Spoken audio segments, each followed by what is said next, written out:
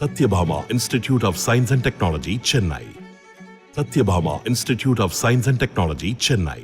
பிரதமர் தமிழர்கள் மீது தமிழ்நாட்டின் மீது வைத்திருக்கக்கூடிய அன்பு எல்லாத்துக்கும் தெரியும்.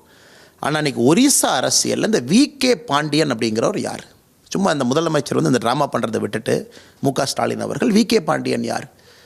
இன்றைக்கி ஒரிசாவில் எப்படி தமிழ்நாட்டில் நாளைக்கு இன்னொரு மாநிலத்தில் ஒருத்தர் வந்தால் ஏற்றுக்குவாங்களா?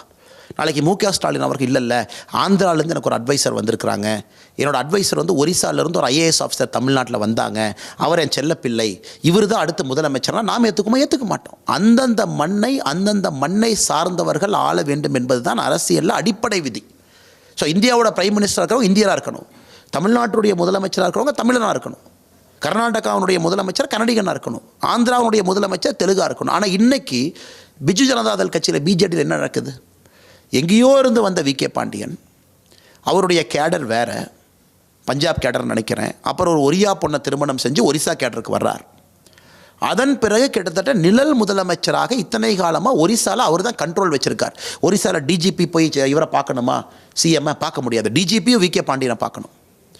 ஸோ ஒரிசாவில் இருக்கக்கூடிய சீஃப் செக்ரட்டரி போய் பார்க்கணுமா, அவங்கள தான் பார்க்கணும். இத்தனை ட்ராமாவை செஞ்சுட்டு இன்றைக்கி இவங்க பிரதமர் தமிழருக்கு பிரதமர் சொல்வது ஒரிசாக்காரங்க ஒரிசாவை ஆளட்டும், இந்த பேக்டோரில் வரக்கூடிய பியூரோக்ராட்ஸுக்கெல்லாம் நாங்கள் மதிப்பளிக்க போவது கிடையாது, அதான் பிரச்சாரம். ஸோ அப்போ வி.கே. பாண்டியனை பற்றி சொல்கிறது தமிழர்கள் மீது குற்றச்சாட்டா? அந்த சாவி எங்கேங்கிறது தான் கேள்வி. அந்த சாவி வி.கே. பாண்டியன் அவர் கையில் இருக்கா, அது யார் கையில் இருக்கிறது அப்படிங்கிறது தான் நமக்கு பதில் தேவை. அதனால் முதலமைச்சர் மு.க. ஸ்டாலின் அவர்கள் குழம்பி போய் கிடக்கிறார். எங்களுடைய முழு பிரச்சாரத்தையும் பார்த்தா அவருக்கு தெரியும் ஒரிசாவுடைய அரசியல் எப்படி இருக்குது, யார் கையில் இருக்குது, அங்கே வி.கே. பாண்டியன் என்பவர் யார்.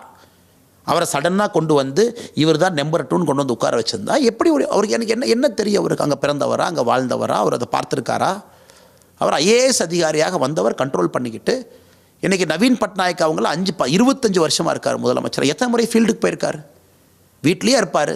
யாராச்சும் பார்க்குறோன்னா வி.கே. பாண்டியன் போகணும், அதுக்கு ஒரு பேர் 5T டிரான்ஸ்ஃபர்மேஷனுக்கு தலைவர்னு கொடுத்துருக்கீங்க. அவர் மினிஸ்டராக இருந்தாலும் வி.கே. பாண்டியன் அவரை தான் பார்க்கணும். எப்படி ஜனநாயகம் இது? இதைத்தானே பிரதமர் கேள்வியாக கேட்கிறார்.